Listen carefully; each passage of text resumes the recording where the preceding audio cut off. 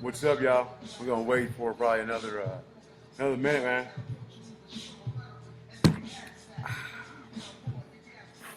See what's happening. See if anybody's here tonight, man. It's been real. What's up, man? Whoever's in here. You know what I'm saying? Please like, share, let everybody know. Your boy D's on here, man. Say what's happening. Late night move. Twas the night before going. So, it looks like we got a couple people in here, man. That's cool. What's up, y'all? Whoever this is. It's your boy D. Obviously, you know who this is, man. So, man, earlier today, man, I had it's been fun, man. I remember we came up in here, man. Let me turn the radio down a little bit, man. The Roots.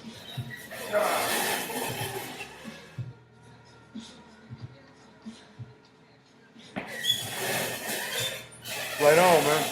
Back. Yeah, that quick. Yeah, man, it's been real, man. You know, I remember when we first got in this spot. It was a couple brothers, man, that just got out of jail. You know, just got out of jail, man, and we had them come pull up the carpet and man, paint the spot. You know, it was a big garage, man. I remember my daughter on the windows over there. The windows, man, there were bars, and I asked Allie. I said, "Hey, Allie, so what do you think we should do? Should we keep the bars up or should we knock them down?" She was like, Daddy, we probably should take the bars down." I was like, oh, "Okay, well, all right, Allie, that makes sense to me." So we took them down. When we first got here, you know, it was like I wanted. It's about pictures and, you know, being around. When you come in here, it's like all these people, all these faces in here are faces you see, and they look at you and they say something. They always wonder how come, you know, I only had like certain kind of pictures on here, and I'm really funny about the walls, the pictures, because there's a theme to it, and it's all about people with ideas. So people who had either it was a good idea or a bad idea, but they had an idea and they decided they were going to take that idea and make something happen with it, you know. And we'd decided that we were like, the echo was bad, man. So I was like, all right, well, I got some wood, man, and me and my cousin got some old scrap wood, man, from over, man, at Home Depot, man, and got some tore up rock wood, and, you know, and put it in there, and so I kind of made some soundproof stuff. It was a little whatever soundproof we could do. Yeah, man. Right on, man.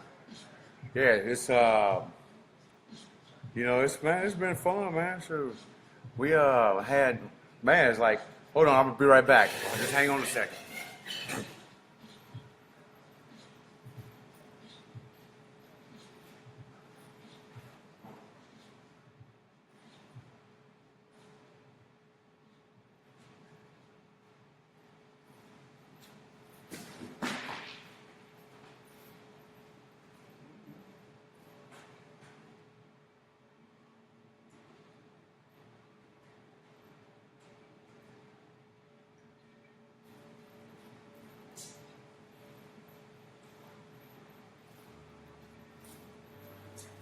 Back. Sorry about that, y'all. So yeah, man, there's two things that I'm gonna show you, man, that are really important. Like right now, I got the Roots playing. Name of this cut is The Hypnotic, man. Fantastic album, man. It's the Illadelph Half-Life. Anyway, this right here, man, you guys seen it, is it's my first coffee roaster. 8 ounces at a time, man. Boom, back and forth. Back and forth. There'll be times, man, when I would roast coffee, man, like 2 days straight. 2 days straight, just standing up, and my kids was like, Daddy, why are you know, why is it like this, you know? It's so smoky in here, can you stop it? Because it's everything is a controlled burn. And it was like the house with the kids would come in and smell like smoke or coffee. I remember going to it was Black Friday. I went to Walmart, and I'd been flavoring creme brulee coffee. And I was standing in line, and this lady was like, "What does that smell?" And I was like, "Man, it's me." She was like, "No, it smells kind of like donuts or something." I was like, "No, it's me." She was like, "Whatever." I was like, "No, man, I roast coffee." Have you ever been a coffee roaster before? She was like, "No." I was like, "Well, now you have." So sometimes we smell like creme brulee. So it was cool, man. It was cool. Right here, this is what Mr. Daniel's mom gave me. Look at that, man. This is if you may not know what this is a can of Moxie. And we were downstairs at 120 South Main, and it was right after the show, and I was like, "Yeah, man, looks like I'm gonna have to leave, man." And like, but you know what, man? They ain't gonna stop me. You know why? Like, 'cause I got Moxie. So yeah, his mom brought me this, man. She said, "Here you go. Not only do you have Moxie inside, man, you got Moxie in a can." So, and when we got here, my wife gave me a bottle of Moxie. She got over at the Rocket Fizz thing, man. Stuff tastes terrible, man. I don't know if you ever tasted it before. It's like licorice, man. It's supposed to be good for it, but every time I try to show Moxie, man, well, Moxie to me, man, is Moxie to me means, man, you don't let nobody stop you from doing what you're doing. You keep it moving. You don't stop. You don't quit. You got to be focused. You got to focus, focus mind, focus goal, focus on the mission, and you do whatever you can do to make it happen, to accomplish your goal, legally and lawfully. So, yeah, man. So we just like, days would be like, all right, well, as you guys see, I'm here. What time is it, man? 11:21. Sometimes you might come on, you see me here, man, till 1, 2 o'clock in the morning. And like what I'm doing then is I'm usually writing a blog post on Darren's Coffee, sending out emails to you guys, reaching out to people, just telling them, hey, haven't seen you in a while, come by. That's pretty much, that's stuff like that I would do. And of course, roast coffee. So I will be, I still do roast coffee. So we're, again, the only black-owned coffee company that I'm aware of in the state of Indiana. Coffee roaster. I was a coffee roaster first. And my goal right now at Darren's Coffee is to do a few things. We're going to be doing some, you guys may have seen, or know you've seen, when me and John, when we come on and do we talk about stuff. And what we're going to do, man, is we're going to be talking about how to brew coffee, what this coffee is like, how to use a machine, how to roast your own coffee, how to tell if a coffee is good, how to tell if it's bad, all that stuff, man, because, I want you guys to know why you should like something, because it's a work of, coffee in itself is a labor of love. And you may not know what that, really it might kind of bounce in and bounce off, but let me kind of explain why I believe it's labor of love. You got this a plant that grows up in the mountains of a third world country. And a lot of times, this family, they're using the same water. That's when they start off, the very, very small farmers. They're using the same water that they use their family, that they wash their body with. And then when they done, they pick down, go through and they sort out all the beans, and they get to really, make sure the beans are perfect. And then they have to be done in a certain amount of time so they don't go bad. They got to get them sealed up and put them on a donkey or whatever, or take them down there. I've seen, like in Africa, where you've got these guys that are like on bicycles, man, with these great big coffee sacks, man, riding them. And they're doing this so they can feed their family, man. You know what I'm saying? That's crazy, right? They're doing it so they can feed their family. And then you get it here, And people just go and they just go and put a whole bunch of sugar or whatever, and they compare what they do with this person who has grown this stuff, seen it from seed all the way to a plant. And it takes 6 years, before a coffee tree actually becomes where it yields actually a good product. So we get it, and then people don't appreciate the difference between that coffee and the coffee that somebody who was in a great big old farm with a combine or, just a huge operation, what they did and put that in a cup. And then when people come and they say, hey, well, I just drink Folgers anyway. Well, when you understand how the product works, where it comes from, how the process for a legitimate quality bean. Yeah, man. Yeah. But anyway, we'll talk about it later, Mike. Yeah. I mean, because, man, and we'll finish after we talk about this labor of love of getting coffee. So the beans that we get, the beans that I use, are specialty grade. And so when I say specialty grade, they are really special because, as you can see, somebody was a labor of love. And then you get them here, and then you say, all right, I go find, like when I first bought my real kind of beans, I went on LinkedIn to a green coffee thing, green coffee group. And then I started to sell green coffee beans myself to other roasters. But anyway, when you have, I get those green beans. And the money that I would use in order to get the green beans, I started off with, I sold some Starbucks stock that I had put aside. And so it was about 6 pounds of coffee and my popcorn popper. And I was like, so whatever money we got from using bringing in, selling the 6 pounds of beans, that's what we're going to use again, man. And we're going to continue to use that money. And we're not going to put any more in it than what we actually can make from it. That's it. That's the rule that my wife and myself have.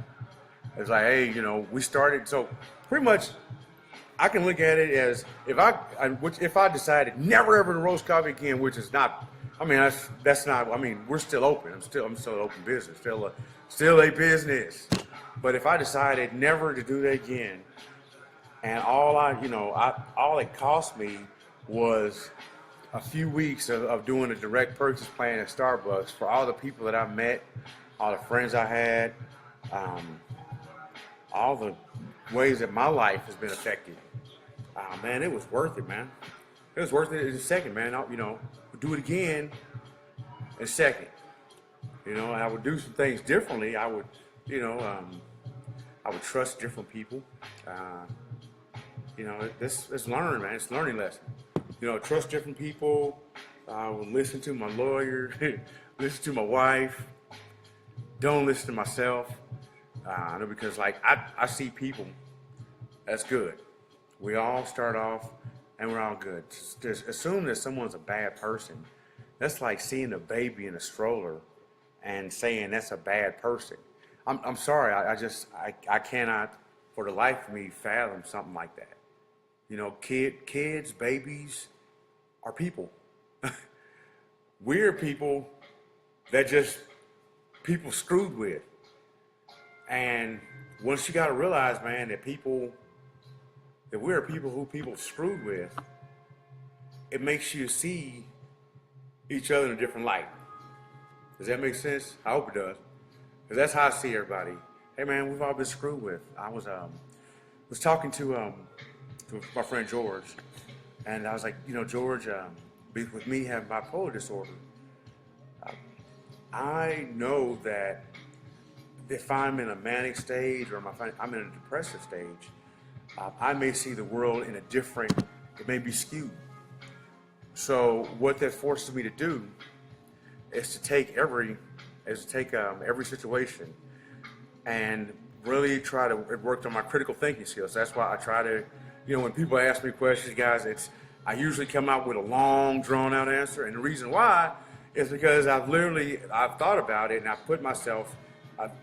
saw a position from both sides, and then I made to me what was considered a rational decision. But after I observed what was going on and was able to actually think through, process it through. So usually, if I'm talking about something, if I'm on a good rant when you come in, and Mike's, I know he's been on several of them when I come in or they get me going. It's usually because it's something I've been processing for quite some time, and then it finally was like, okay, yeah, ding, the light went off. What's up, Justin? It's glad to see you're awake, buddy. It was funny because I said that because a few of you guys know that. Oh, all you guys should know that I'm a very laid back person. And what certain people, man, I would say, you know what, man, dude, you're here, man. Here's I give you a key, and if you need to come in here, man, just open the door, man, lock it. Somebody comes in, man, you feel like you can make them a drink, then go for it. If not, whatever. So a couple times, man, I locked myself out or whatever, man. Justin been there, and this particular night, which is last night, I was working, doing my other company, the SEO company. I've been going through and kind of looking at customers' websites, man, and optimizing them and re-optimizing mine, Darren's Coffee. And I looked up and was like, man, I'm hungry. So I'm packing up, I go out and I pull the door shut. And I was like, no, I didn't. And I did the thing. I was like, So I started calling Justin, like, please, Justin, answer the phone. Please. I was like, at first I was like, all right, man, I'm going to call you 2 more times. And if you don't answer the second time, then I won't call you no more. So then I wait 30 minutes. And I was just like, oh my God. So, well, Justin has a bunch of kids. He manages property. And he was like, you know what, it just so happened that last night was a night where where he was like, man, I had to do that, turn my phone on silent. So it was funny though, I reached out and I said, wait a minute, man. I had another friend, Blake. I was like, I get on the phone, I was like, hey Blake, are you nervous? He was like, yeah, Darren, I'm on my way. And it was like, for somebody, man, he got up, man, it was like 3:40 in the morning, man. 3:40 in the morning, man, to come let me inside, man. That's dope, man. You know what I'm saying? How many people are really cool?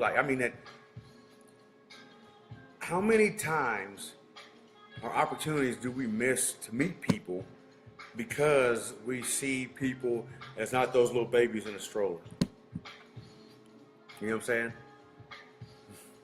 How many times, man? That we miss out on a good relationship, on a good friendship, man, on a new experience to kick it with somebody, man. Have some good conversations, man. We come in here all the time, man. We just talk, man, about anything.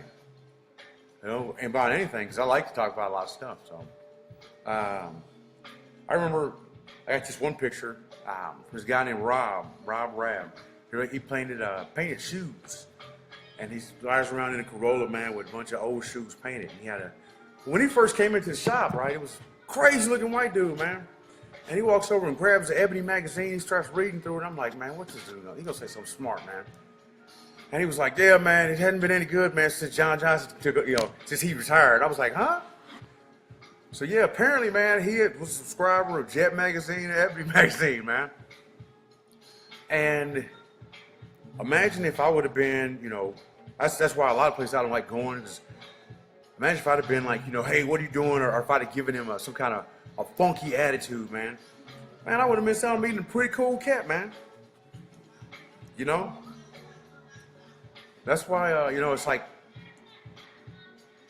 when Darren's Coffee is not pretentious at all. And that was, me and my friend, Ryan, we talked about years ago. It was like, what is Darren's Coffee about? Well, Darren's Coffee, man, I'm not going to come in. I'm not going to have all I got fancy brew stuff, but it's not.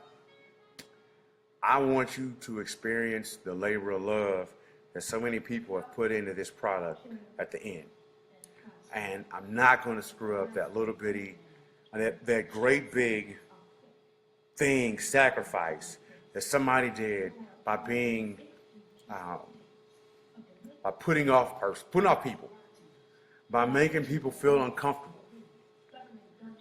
You know what I'm saying? When people ask me all the time, like, "Oh, well, what do you want? What do you want to go?" I put this in my company. Like, it's yours, man. It's yours. I just want you to appreciate what you got, because you don't have to have it. It can be gone anytime. So that's that's a learning lesson of life from Big D. All right on, man. It's all good, man. Nah, but yeah, man. It's imagine though, Ryan. Like if people, if you come in and I was scared, was like, oh man, this guy. Maybe I shouldn't trust this guy. Maybe I should. But you know what, man? I'm going, man. I'll be right back. Get some ice, man. Because I have faith in people, man. Sometimes it's to my detriment. Again, like I said, it's my detriment, but I still enjoy the experience. And it's a story that I'm able to share, and I'm able to relate to a lot of different people because of that. Even when people do me wrong, man. The only places where I have issues that I really just have an issue is regular coffee shops, man. Because they usually come in, man, and there's just so much attitude, man. And it ain't supposed to be about no attitude, man. It's supposed to be about you come in and hang out, man. It's a coffee shop, man. This is a third place. A third place. It's not a restaurant, not a big thing where you go to dinner. And it's not a bar where you go to your friends to get hammered. It's a third place. The third place you come hang out. You know what I'm saying? Right on, man. It's third place.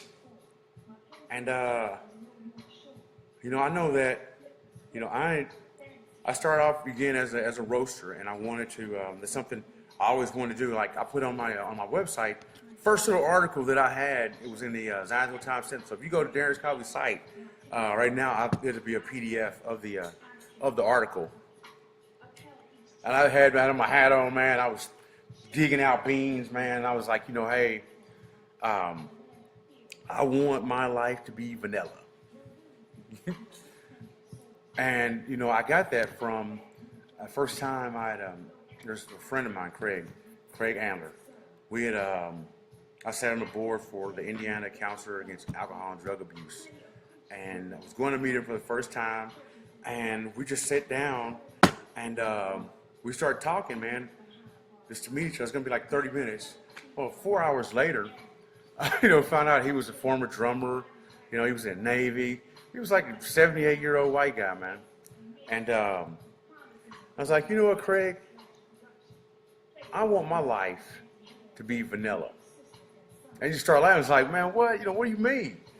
I said, well, okay, so when you go to a birthday party, what kind of ice cream do you normally get? People might not like chocolate. People might not like Rocky Road.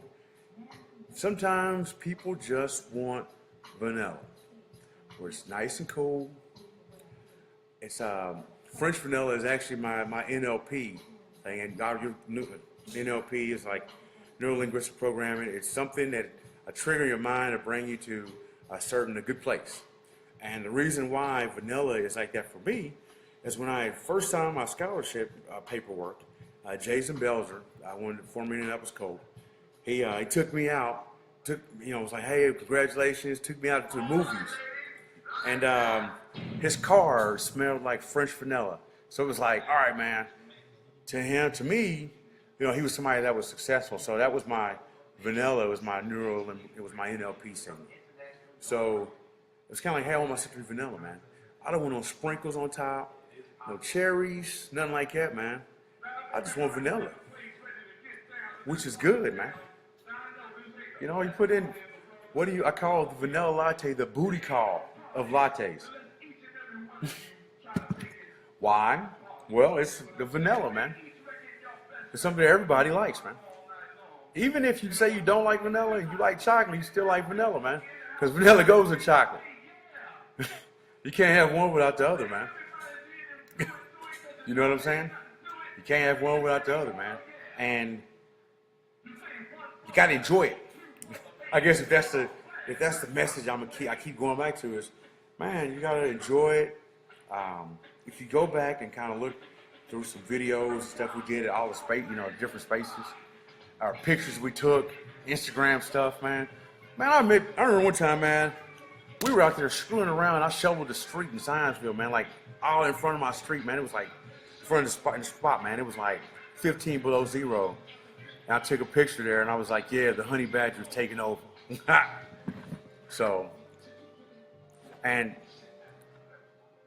it's not, to me, it's probably, one of the reasons why you guys always, I might always seem like really, well, I am. It's because, man, I've seen what life cannot be like when it cannot be good. And I know what's not good. So by knowing evil, you know good, man, because you know what the hell, the opposite of that. So, like I know right now, man, this double shot, man. Funny about this cup, right? Inspection was supposed to happen. I was supposed to come here. Oh yeah, and well, I'll tell you about that in a second. But so inspection's going, and the guy dinged me for not having a trash can in the bathroom. So I went to Big Lots, and I went to go buy a trash can. I bought a trash can. I was walking out. I was like, wait a minute, man. That's a pretty cool coffee mug. Let me stop and get that coffee mug. So by me going back in line to get that coffee mug, I had to get into a long line with some lady, man, was writing a check at Goodwill. But at Big Lots. So it took like an extra 20 minutes. And so I get here, and Crazy Tony's here, man. And the inspector's here, man. He's on some straight bullshit. Excuse my language, but he is, man. And I was like, well, at least I got a cool mug, man. So fill out your paper and you can leave. Because I really care because I had a cool mug. So it's kind of, I knew something, something was going down, man. That it was going to end up with me on the other side of being garbage. So, but all along, kind of tell you what's so funny about my experiences with the Marion County Health Department is I have a hybrid business model, a bit of a hybrid business model where you can come in, you could come in here, you used to be able to come in here, man, with a super fast Wi-Fi, fax scanner, print machine, virtual fax. Actually, I had VoIP numbers too. So if anybody ever wanted to just get on the phone and make an international call, they could have done it here. So that made the space a co-working space. Also, I am a roaster first, and more than 70% of all of my sales comes directly from beans. So, and from wholesale beans. So, like I'll sell to a lot of offices, office sales. Darren's Green Coffee Company actually sells coffee to Darren's Coffee. So, it's it's kind of funny, man. When I used to be in the corporate world, y'all. So, I kind of know how stuff moves like that, man. Anyway, so after all of the drama and everything I went through, I really was kind of like I was on the edge of saying, okay, man, I'm gonna go ahead and I'm gonna just stay open retail, man, whatever. So there was a couple girls had their graduation party, and I was like, okay, I'm still, I'm gonna be open, man. And then the health department, man, hit me with some crazy fine, man. So this is what's crazy about that fine is the guy gave me a $500 fine because someone was in here drinking coffee. Now, guess who the person who was in here drinking coffee was? So, IMPD officer. And he would come in here every day and he would chill. I said, are you telling me, man, that I cannot give a police officer a cup of coffee? And he was like, no, you can't. I was like, well, man, then you know what? So, and the type of relationship that, you would think that most men who look like me would have with a cop. I think, man, we would come in here, man, and chop it up that much where I was able to say, you know what, man, I'm giving this cop coffee, man, and, so be it. You're not gonna tell me that, I can't give it to him because we're cool, man. When we actually were sitting, we had a conversation. We talk about books, man. We talk about life. We talk about who has kids, who don't have kids, and he was gonna come by my son's birthday when he had a game bus for his birthday. And so the guy was like, oh man, so what? Check this out though, man. This is what's crazy. On the form that he used to give me the fine, he had filled out that he had inspected the entire space. Now, he'd only been in the space for 2 minutes. And one of those 2 minutes, the cop stood up and was like, yo, man, slow down, because that's how reckless he came in here talking, where, the cop was like, yo, man, you need to cool out, man. What's wrong with you, man? You know what I'm saying? And that's not, for someone that is, they are here to serve us. And you have to remember that, man. Not just, and that's the job that a government employee, that's the job they decide to take on. I mean, you don't have to go and be a servant of the people. You don't have to go and care for the people if you don't want to. But you got to realize that if that's something you don't want to do, man, then don't go work for the government, man. That's how it works, man. Don't go do that, man. So that's why, what's up, Dave, man? You need to hit me back, man. You know what I'm saying? Anyway. So, the guy came to fine. I was like, man, whatever, man. I'm not paying that fine, man. So I wrote a letter to the legal department, man, saying I'm fighting the fine, man. And you know what, man? They played like they didn't get my paperwork, man. So it came on my birthday, June 19th. They said, all right, man, you got to pay us $1,200. I'm like, man, you're crazy, man. Why won't I pay you $1,200 for what? I was like, well, if that's the case, man, no. I would never pay you that, man. I would never do it.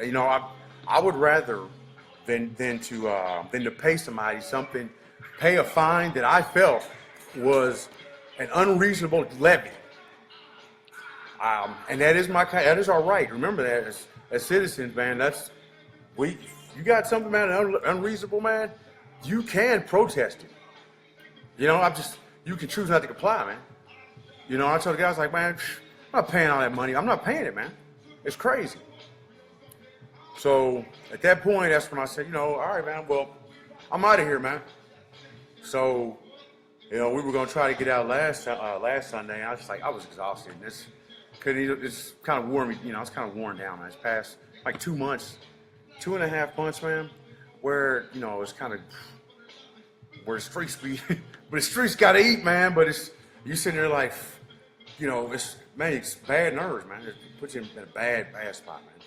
And it takes a lot of fortitude to be able to say, hey, right on, y'all. It takes a lot of fortitude to be able to still, when people come in, still, have a, and yeah, man, I'm tooting my own horn there, man, because I do have fortitude.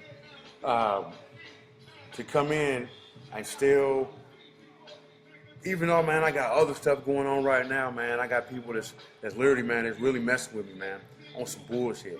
To still say, when you come in here, man, to really care about you.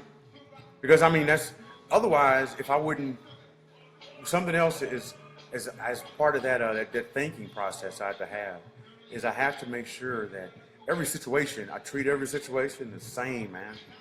Every time, man. So even if my mom used to have us do like that, something was going on with us, bam, you flush it, man. You flush the toilet, man. Something else, man, I'm kind of sharing with y'all that you should do. It's a great idea. Something ever pisses you off to the point where you can't think about it no more, man. It just gosh, like, argh. Go, man, and write on a piece of paper everything about that bothers you. I mean, y'all want you write down, man. If you write down like rah, and if that's how you feel inside, and you put that on that paper, and it's done, man. Then what you do is you take that piece of paper, man, you ball it up, man, you burn it. Then that's gone. Now that you've written it out, you voiced your opinion on it, you voiced how somebody how somebody did you wrong, whatever. Pity party's over with. I always say, man, I just got a new saying, man. In war, nobody cares if you bleed, man. They just want you to keep fighting the war. And you don't want to die. So you got to find that happy medium, man. In war, man, nobody cares if you bleed, man. They just, everybody wants to get home, man. On both sides, and that's what's even crazier, right?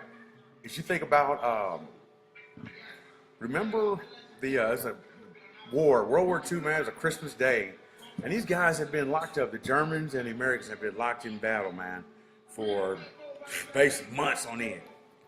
And Christmas comes, man. These dudes, they stop fighting, and they go and they celebrate Christmas with each other. And then the next day, after Christmas is over, then they go back and try to kill each other again, man. How crazy is that, man? That's crazy, man. If you can hold back enough of your, gather yourself enough as a human being, because we're humans and we have to, that's what separates us from, and I love animals and I love people who love animals, but there's a definite difference that separates a human being from an animal. I expect certain things from an animal, I expect certain things from a human being. A human being should have control over what they say, given, over how they respond to a situation. Period. I don't care if you have some sort of a disorder. You still, there are tools that are out there to help you gain control of yourself, right? So, because we're able to gain control of ourselves. That's what separates. But that's also something that is very confusing to me about war, and about that particular session. If these guys could have enough self-control to stop wanting to kill this guy across the street a day, why couldn't he do that the next few days, man? What really was that deep, man? That made these two people, man, want to be locked in arms, man. It's not that deep, man. You got people going on right now, hating Donald Trump, with loving Hillary Clinton. Does it really matter when it's all said and done, man? When it's all said and done, does it really matter? If your neighbor is hungry, is it going to matter that he voted for Donald Trump or she voted for Hillary Clinton or whoever? Does that really matter? Or is what's important you looking out, man, for another person, man? That's what's important, man. I'm putting this on, I'm getting that ghost mouth, man. I don't want to get my Tariq Nasheed on because I'm not a moist dude, so.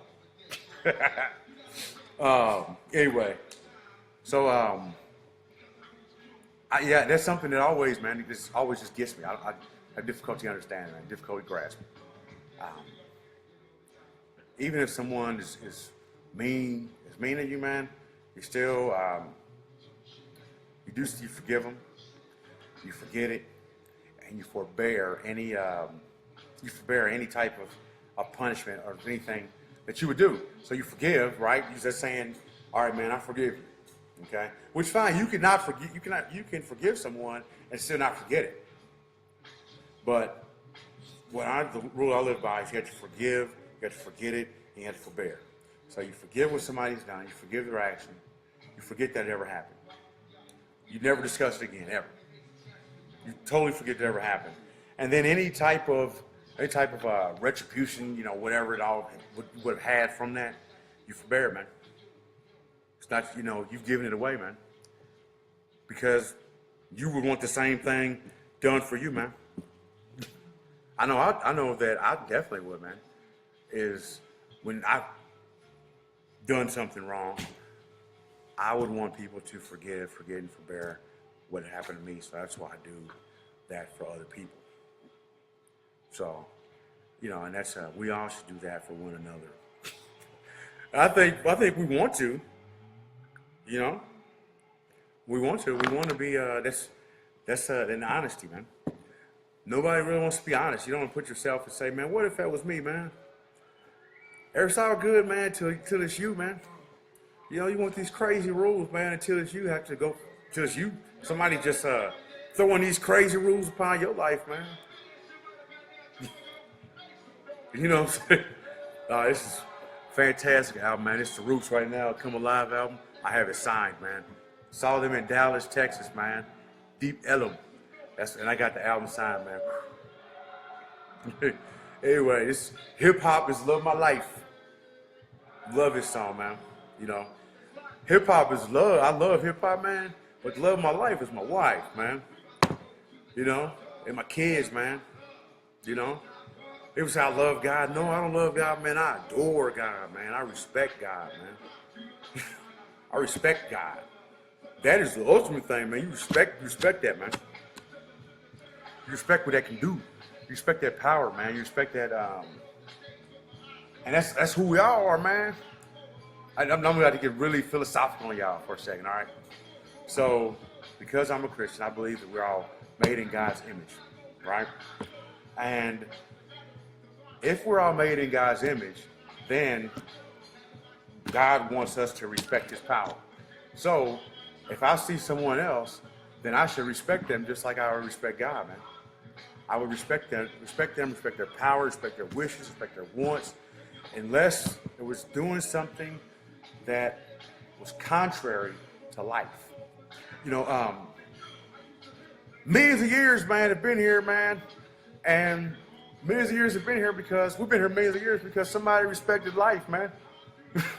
Somebody has to respect it. Still ain't took this thing off, man. That's what keeps it raw, man. Somebody has to respect life, man. I mean, it's evident. So anything that is anti-life, anytime someone does not respect life, you gotta say, man, that's contrary, man. That's contrary to nature. That's contrary to nature, man. To get angry and go throw a rock at somebody, man. Yeah, man, it's contrary, man. Because that rock could kill someone, and that's outside of the range. Now we do have a right to protect ourselves and protect our family. And this is how I'm able to rationalize that. It was I grew up in a vacation Bible school. I mean, like, my mom would send us literally, man, from June 5th until like August the 3rd. Every day, man, from 8 to noon, man, we were at vacation Bible school. Or then we would go like to church camp. Well, there was one kid at church camp. We got to ride horses. It was cool, man. It was an evangelical Pentecostal church camp. We got to ride horses, all that stuff. Anyway, there was a kid named Peter, man. He was bullying people, man. And I don't like it when people bully each other, man. I like when something's wrong, somebody says it's wrong. So I didn't like how he was bullying these people, but as a kid, I couldn't rationalize, like, well, we're not supposed to fight anybody. We're not supposed to hit because, I don't want people to hit me. And I went and I talked to Pastor Bob, and I said, Pastor Bob, what do I do? I don't like him because he didn't say it. I was like, I don't want to tell nobody. What if a kid, and I realized, like, I don't want to tell nobody. And I said, well, what if a kid is messing with other kids and you really get mad, you want to hurt that kid, you want to do something to him? How do you do it? And he said, well, you want me to tell who it is? I'm like, no, I'm not telling. Tell. So I was like, Jesus said, turn the other cheek. And he said, that's right, yeah. He said, but how many cheeks does Jesus have, man? They said, 1, 2, 3, 4. He said, that's pretty enough cheeks, man, to get him up off of you after that, don't be no fool. Get him up off of you, man. But don't take him out if you can avoid it. That's somebody's child, man. Somebody's son, somebody's daughter, somebody's grandson. Yeah, man. 4 cheeks, baby. 4 cheeks. Um, yeah, man. So, life is cool, man. We are the official coffee for the show Flagrant Foul. It's a sports talk radio show. It comes on 97.5, 97.5, something like that. Fox Sports Radio in the morning. The official coffee. So you hear him talking about how delicious their coffee is. You got to come in, you know. And I'm gonna get on that show, man. I'm gonna get on that show, and I don't watch sports, so I'm gonna act just a total like. That's the show you're gonna have to see. You're gonna have to listen to, man, because I'm gonna go full 100% clown. It's gonna be classic radio. I can guarantee you that. So mark my words. When I get on Flagrant Foul, man, it's gonna be some flagrancy.